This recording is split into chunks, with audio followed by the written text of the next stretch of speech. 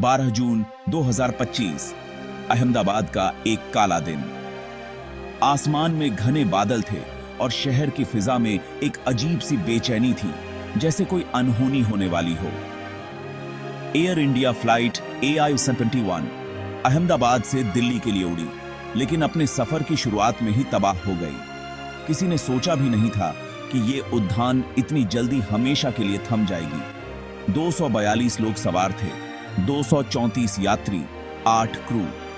हर किसी के पास अपने सपने, अपने परिवार और अपनी मंजिल थी, लेकिन सिर्फ एक जिंदा बचा। बाकी 241 कहानियां उस मलबे में हमेशा के लिए खो गईं। हर टुकड़े के साथ किसी की यादें, किसी की उम्मीदें बिखर गईं। यह हादसा सिर्फ एक प्लेन क्रैश नहीं था, यह पूरे शहर पर छाया दुख था। हर गली, हर मोहल्ले में सन्नाटा था। हर टीवी स्क्रीन पर बस एक ही सवाल, क्या कोई चमत्कार हो सकता है? लोग टीवी से चिपके रहे, हर खबर का इंतजार करते रहे, लेकिन वक्त के साथ उम्मीद भी चली गई। हर बीतते पल के साथ दिलों में डर और गहरा होता गया। जिंदगी की नाजुकियत फिर सामने थी। एक पल में सब कुछ बदल सकता है, यही सच्चाई सबको चुभ रही थी। सरदार वल्लभ भाई पटेल, एयरपोर्ट पर भीड़, आंसू, बेचैनी, सब अपने अपनों की खबर चाहते थे। हर चेहरा सवालों से भरा था। यह हादसा एक शहर के दिल पर जख्म था, जिसका निशान कभी नहीं मिट सकता। हर साल, हर बरसात में यह दर्द ताजा हो जाता है, लेकिन अंधेरे में एक रोशनी थी, एक सर्वाइवर। उसकी कहानी ने सबको हैरान कर दिया। विश्वास कुमार रमेश, मौत को छूकर वापस आने वाले। उनकी आंखों में डर, दर्द और उम्मीद, सब कुछ था। उनका बचना चमत्कार था, लेकिन सवाल भी खड़े हुए। क्या वाकई किस्मत ने उनका साथ दिया या कोई और वजह थी? आखिर उस दिन AI-121 में ऐसा क्या हुआ? कौन सी गलती, कौन सी लापरवाही या कौन सा हादसा? कैसे एक इंसान बच गया? क्या उसने कुछ अलग किया या बस किस्मत थी? इन्हीं सवालों के जवाब में छुपा है भविष्य में ऐसे हादसों को रोकने का रास्ता। हमें सीखना होगा, समझना होगा, हमें सच ढूंढना ही होगा उन 241 जिंदगियों के लिए, ताकि आगे कोई और परिवार इस दर्द से न गुजरे। AI-121 ने सुबह 6:05 पर उड़ान भरी। मौसम पूरी तरह साफ था और पायलट्स बेहद अनुभवी माने जाते थे।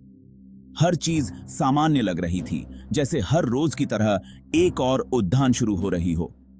लेकिन टेको नव के सिर्फ 90 सेकंड्स के अंदर ही अचानक कॉकपिट से गूंज उठी, मेडे मेडे मेडे, इंजन फेल। ये शब्द किसी भी फ्लाइट के लिए सबसे डरावने होते हैं।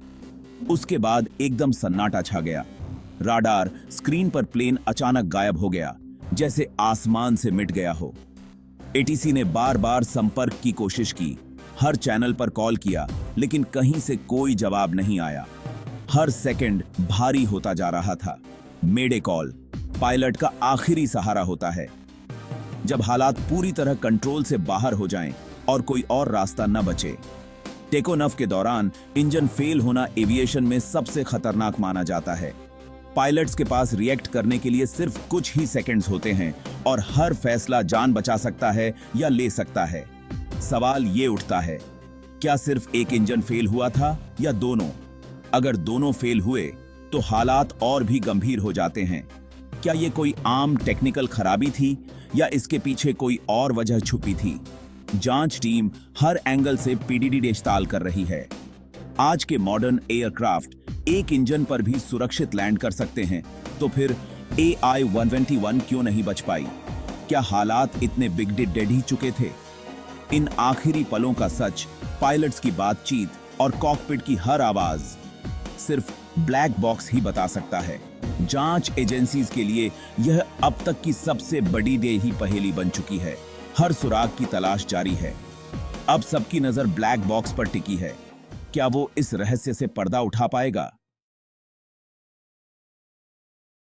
AI-121 एक आग के गोले की तरह आसमान से नीचे गिरा।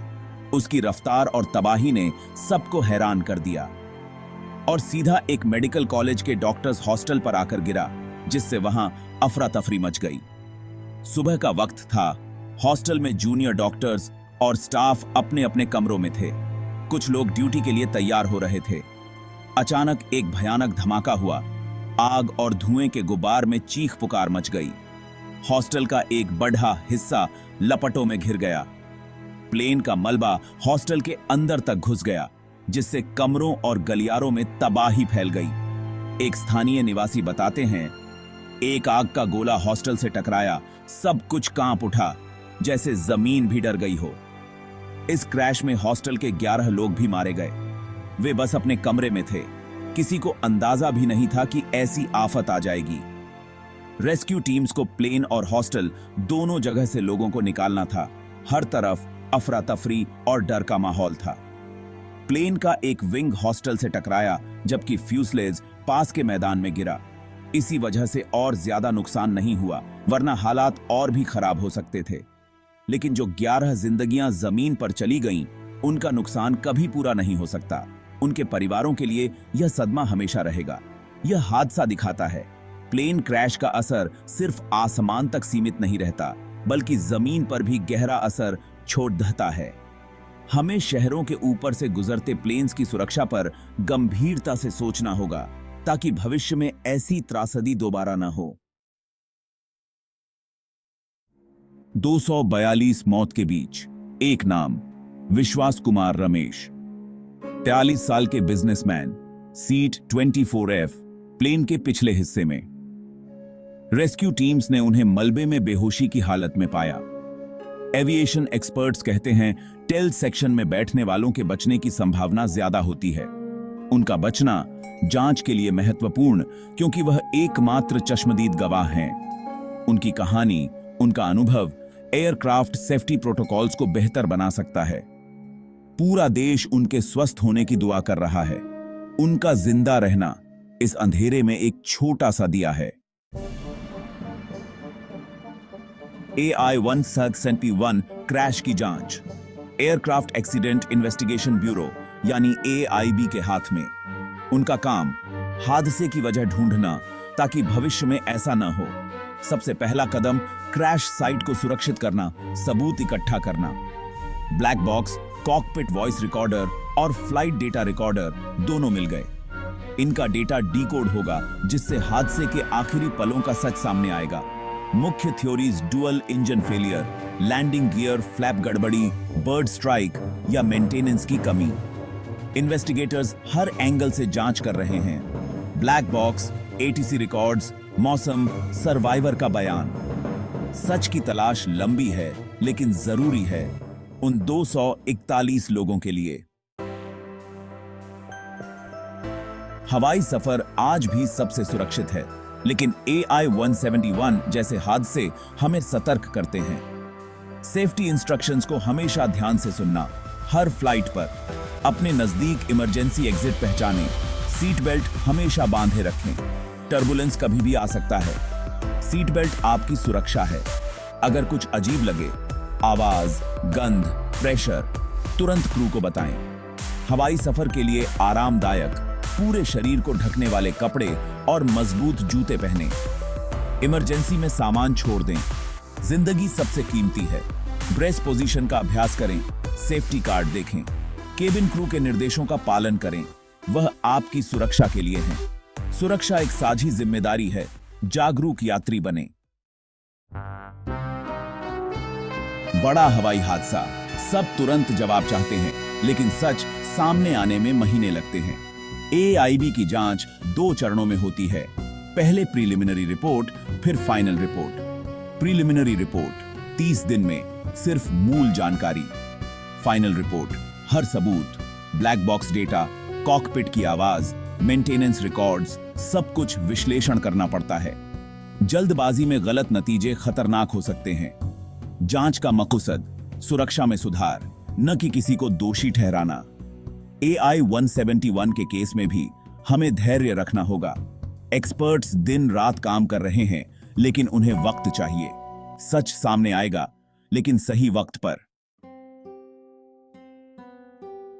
हर हवाई हादसा दुख, सवाल और सबक छोड़ जाता है। AI-171 भी 241 परिवारों का दुख, पूरे देश का विश्वास हिला। हम सभी को श्रद्धांजलि देते हैं प्लेन और जमीन पर मारे गए लोगों को। विश्वास कुमार रमेश के लिए दुआ, उनका बचना एक चमत्कार है। यह हादसा एक वेकअप कॉल है एयरलाइंस, एजेंसीज और यात्रियों के लिए। सुरक्षा के नियम पर सख्ती से अमल हो और हम सब जागरूक रहें। रेस्क्यू वर्कर्स, डॉक्टर्स, सबकी हिम्मत को सलाम। AI-171 की कहानी उम्मीद, हिम्मत और इंसानियत की भी है। आइए हम सीखें और हवाई सफर को सुरक्षित बनाएं। AI-171 के सभी यात्रियों और क्रू की आत्मा को शांति मिले। ओम शांति।